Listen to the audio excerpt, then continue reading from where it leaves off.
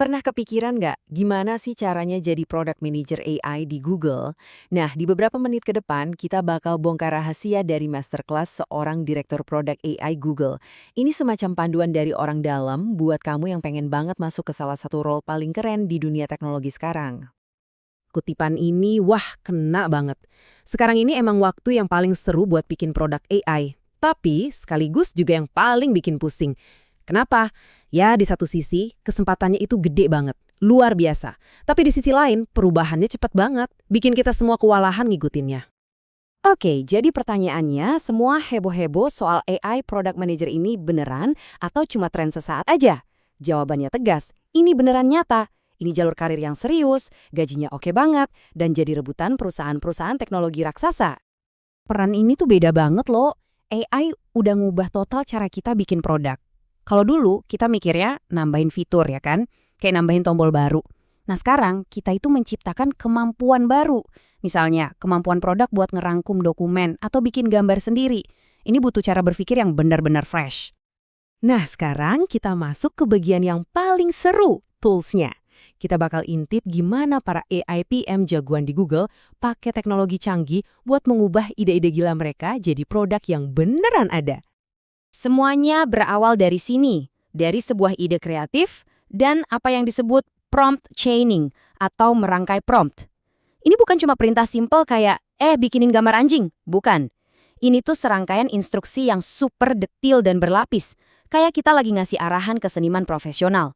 Tujuannya, biar AI-nya bisa menghasilkan sesuatu yang benar-benar unik dan original.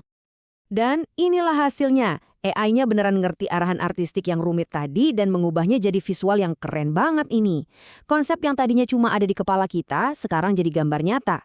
Tapi tunggu dulu, ini baru langkah pertama loh. Nah, pertanyaannya sekarang, gimana caranya kita ubah gambar diam ini jadi sesuatu yang bergerak, yang dinamis, ya kan? Gambarnya udah keren sih, tapi gimana caranya biar bisa bergerak dan seolah-olah punya cerita? Disinilah bagian ajaibnya dimulai. Jawabannya dengan merangkai model AI. Ini nih trik level dewanya.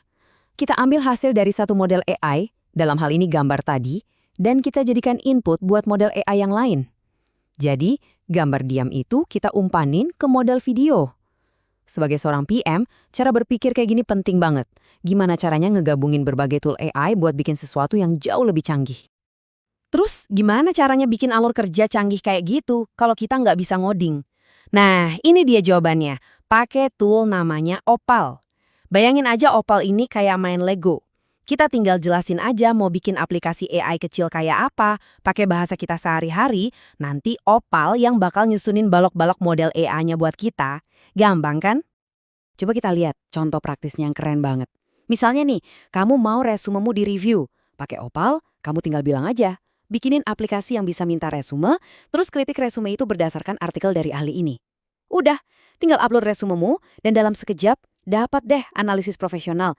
Dari ide doang jadi tool yang berguna, cuma dalam hitungan menit. Oke, tadi kita udah lihat toolsnya, itu taktiknya. Sekarang kita naik level ke strategi. Gimana sih para bos produk AI di Google nentuin apa yang harus mereka bangun? Nah, kita akan bongkar framework atau kerangka berpikir mereka. Jadi gini, setiap produk AI itu pada dasarnya punya 3 bagian utama. Anggap aja kayak anatomi tubuh. Pertama, ada model intinya. Ini otaknya. Terus ada tools atau alat. Ini tangan dan kakinya yang bikin dia bisa bertindak.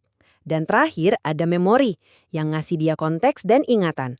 Paham 3 komponen ini adalah kunci dasar buat ngebangun produk AI apapun.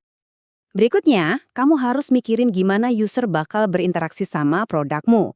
Pilihannya ada 2 spektrum utama. Mau AI-nya ngerjain semuanya buat user, kayak bikin laporan riset dari A sampai Z, atau mau AI-nya kerja bareng user, jadi partner kolaborasi, kayak asisten coding gitu. Pilihan ini penting banget karena bakal nentuin arah desain produkmu. Oke, framework pertama yang dipakai di Google itu namanya Think Big, Ship Fast, atau berpikir besar, rilis cepat. Bagian pertamanya simple, berani mimpi besar. Pikirin ide yang 10 kali lipat lebih keren dari yang ada sekarang. Biasanya nih, ide-ide paling cemerlang itu awalnya terasa agak aneh, bahkan mustahil. Nah, setelah punya visi 10x yang gila tadi, ini nih bagian yang agak aneh tapi penting. Tugasmu adalah memangkas visi itu habis-habisan. Coba pikir, apa versi paling simple yang bisa kamu rilis minggu depan cuma buat dapat feedback dari user? Pokoknya, potong semua yang nggak perlu, karena yang paling penting itu kecepatan belajar. Dan langkah terakhir dari framework ini, jangan langsung rilis ke semua orang. Mulai dari yang kecil dulu. Rilis ke sekelompok kecil tester yang kamu percaya. Atau ke orang-orang yang udah daftar duluan. Cara ini bisa ngurangin resiko dan kamu bisa dapat masukan yang benar-benar berkualitas sebelum launching besar-besaran. Nah, ini dia bagian puncaknya. Gimana sih caranya biar bisa lolos dan diterima jadi PM AI di perusahaan sekelas Google? Yuk kita bedah langsung dari sudut pandang orang dalam, apa sih yang sebenarnya mereka cari dari seorang kandidat? Oke, ini dia 6 sifat utama yang dicari sama hiring manager. Jelas, hal-hal kayak visi dan kemampuan eksekusi itu penting. Tapi coba deh perhatiin yang unik, seperti selera produk yang luar biasa. Itu tuh intuisi buat tahu apa yang bakal disukai user. Satu lagi yang penting banget, kemampuan membawa kejelasan dalam kekacauan. Di dunia AI yang serba cepat dan kadang berantakan ini, kemampuan ini harganya mahal banget. Anggap aja ini checklist buat kamu ya. Resumemu itu ibarat kartu nama. Jadi jangan cuma bilang kamu hebat, tapi tunjukin. Kasih lihat dampaknya pakai angka. Terus jangan sampai ada salah ketik, ya ampun. Dan ini yang paling penting, pamerin side project atau proyek sampinganmu. Itu bukti paling kuat kalau kamu emang benar-benar passionate di bidang ini, bukan cuma sekedar nyari kerja. Oke, kita udah ngobrolin banyak soal teori dan strategi. Sekarang saatnya bikin ini semua jadi kenyataan. Ini dia peta jalan yang jelas dan bisa kamu ikuti langkah demi langkah untuk sampai ke tujuanmu. Ini dia rencana 18 bulan buat kamu. Ingat ya, ini bukan lari kali sprint, tapi maraton yang terencana. 6 bulan pertama fokus belajar, baca buku, dengerin podcast, ikut kursus. 6 bulan berikutnya, waktunya ngebangun sesuatu.